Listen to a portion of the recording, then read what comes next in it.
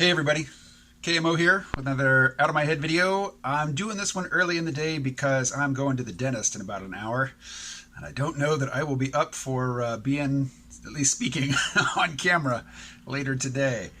So today I got up, and as I've been doing for the last week or so, since I've had my trial subscription to the Financial Times, I start the day with the Financial Times. And one of their senior commentators, Edward Luce, had a piece today titled "Elizabeth Warren Will Be the Winner from Trump Impeachment." Look, this whole Trump impeachment thing, which centers on Trump pressuring the president of Ukraine to look into Joe Biden-related corruption. Basically, Joe Biden's son, Hunter, got $50,000 a month to sit on the board of a gas company, a fossil fuel company in Ukraine. Is he a petroleum geologist? Is he some business maven? No, he's a lobbyist and he's a lawyer. Hunter Biden's whole, the whole suite of his professional competence is that Joe Biden is his dad and he makes a shit ton of money from that relationship, and Joe Biden insists that it's legal, and Edward Luce, his point is, look, this just highlights the fact that, Donald Trump, who said he was going to run on draining the swamp, hasn't drained the swamp. In fact, he has, wallowed in the swamp. But Hunter Biden, because he is Joe Biden's son, is wallowing in the swamp right along with him. And Joe Biden is in no position to say that he is going to take on corruption in Washington, D.C. Now, I've been listening to the audiobook of Upheaval. Don't know the full title, but it's by Jared Diamond. Jared Diamond, who's best known for his book Guns, Germs, and Steel, and another book called Collapse. And he's been talking about, different nations who have faced crises and how they dealt with the crisis. And at the end of the book, he's talking about the United States and the crisis that we face right now. And it's not a sudden crisis. It's not a crisis with an immediate identifiable onset, like a world war or something like that, or, a military dictatorship, a junta taking charge like in Chile. But we have a variety of crises that are creeping up on us, and one of them is political corruption, even though in the United States, official corruption, strictly defined corruption is very low. But our system is set up so that powerful players have influence, and they can influence lawmakers and they can influence regulators in a completely legal fashion. And Hunter Biden is a mascot for that point of view. I mean, here's a guy, he's a lawyer, but, he doesn't have any particular technical skill. There's certainly nothing that he could do that didn't have something to do, with his relationship to the, at that time, vice president for a Ukrainian gas company that's worth $3 million. Where's this $3 million figure came from? He got that $50,000 a month for 5 years sitting on that board. How many of you watching this would work really hard to make $50,000 a year? And here's a guy who, for nothing other than just having a, wealthy, powerful, famous, well-placed father, gets $50,000 a month for otherwise doing nothing. He didn't live in Ukraine. I mean, what was he doing? What was he doing to earn that $50,000 a month sitting on the board of that Ukrainian gas company? This is corruption. So Edward Luce's position is that this whole story is, the beneficiary of this is going to be Elizabeth Warren. Luce doesn't say this explicitly, but I've read elsewhere, like in the New York Post, that really this is the Democratic National Convention throwing Joe Biden under the bus. The fact that Nancy Pelosi is pushing for impeachment against Trump now, one, it satisfies the fanatics, in the Democratic Party.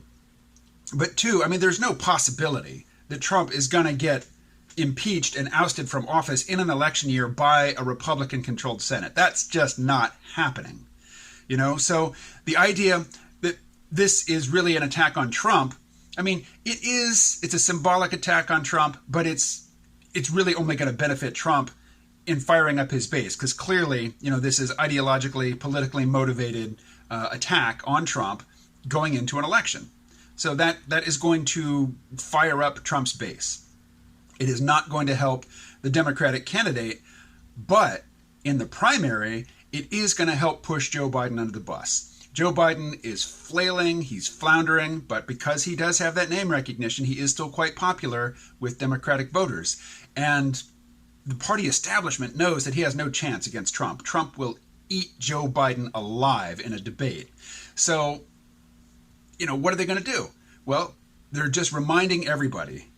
They're just highlighting the fact that the political class is not in the same straits. They don't face the same pressures. They are not in the same class as the rest of us, as normal people, as Andrew Yang would say.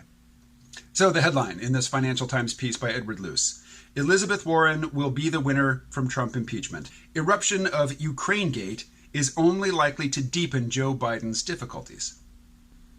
So a few paragraphs in, Edward Luce writes, Ms. Warren's foreign policy is the kind of populism that polls well with American voters. It also offers an intuitive critique of today's plutocratic world. The West's middle classes may be feeling jingoistic, but global elites move in each other's circles. They tend to donate to the same causes, such as Ivy League universities, and for the same reasons: to look good and curry favor on behalf of their offspring. Ms. Warren is disliked by Wall Street, but its disdain for her is tinged with respect. Her worldview is larger than simply opposing Mr. Trump. Mr. Biden, by contrast, continues to insist that Mr. Trump is an aberration, as opposed to an emblem of what has gone sour in the world. The eruption of Ukraine-gate is only likely to deepen Mr. Biden's difficulties. The more pressure Mr. Trump feels over allegations that he tried to leverage U.S. foreign aid for his own political gain, the more he will try to deflect the heat to Mr. Biden. It is absurd to claim that Mr. Biden made millions from Ukraine and China, as Mr. Trump keeps repeating. There is no evidence that Mr. Biden has profited financially from his near half-century in U.S. politics. But the appearance that the former vice president's son, Hunter Biden, made hay with his father's name means that some of Mr. Trump's verbiage will stick. It will also force Mr. Biden on the defensive at a time when his campaign badly needs to change the subject. So, Edward Luce is saying that all of this is really good for Elizabeth Warren, but at this particular point in time in the primary, anything that knocks out a frontrunner is good for Andrew Yang. So something can be simultaneously good for Elizabeth Warren and good for Andrew Yang. And for people who like Andrew Yang simply because of the freedom dividend, you've certainly heard that he has over 100 policy proposals on his website. I would like to direct you to one of them now. Prevent corruption in the federal government. Okay, I want to pause right here and say that one of Andrew Yang's strengths is that he is seemingly very collegial. He's, upbeat. He doesn't seem to go in for cruel attacks. He doesn't have an unnecessarily adversarial tone. I think he might want to revise that on this one policy. Prevent corruption? Come on. It is too late to prevent corruption. We need to fix this now, and to admit that this is already a problem. This is not some future potential problem which we can prevent, but it is an actual entrenched problem that needs to be rooted out. This entails that there are corrupt officials in Washington. Let's read the current verbiage here. I'm not going to read it all because it's long, but the office of the president is admired throughout American society. However, that respect has been capitalized on by recent presidents for personal gain. Well, already, Andrew Yang has belied the headline here. This isn't prevention. This is correction. 6-digit speaking fees and lucrative board positions fuel the perception that the president may go soft on people that he or she could receive fees from after leaving office. And so he proposes to increase the salary of not only the president, but the president's cabinet considerably, but also require them to stay out of lobbying and influence peddling after they leave office, at least for a certain period of time. Later, he quotes from his own book, The War on Normal People, talking about President Harry Truman, how when he left office, he was basically broke and he refused to trade on his celebrity as an ex-president to get money, at least until he sold his memoirs to Time. But he actually had to move into his mother-in-law's house in Independence, Missouri, after he left the White House because he was broke. Today, Bill Clinton or Barack Obama can stand up in front of a wealthy, powerful, well-connected audience and say nothing in particular for 25 minutes and get $250,000. The idea that a president these days, or an ex-president, would refrain from using his celebrity as being an ex-president to enrich himself is laughable. I mean, nobody expects that.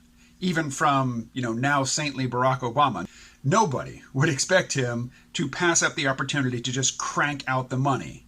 He can turn that crank because he is the former president of the United States. And in today's environment, with today's social attitudes and today's expectations based on, behavior that has become normal, nobody would criticize him for doing that, because to do so would basically be to criticize the whole system, which represents the interests of a particular class of people, and they are not normal people.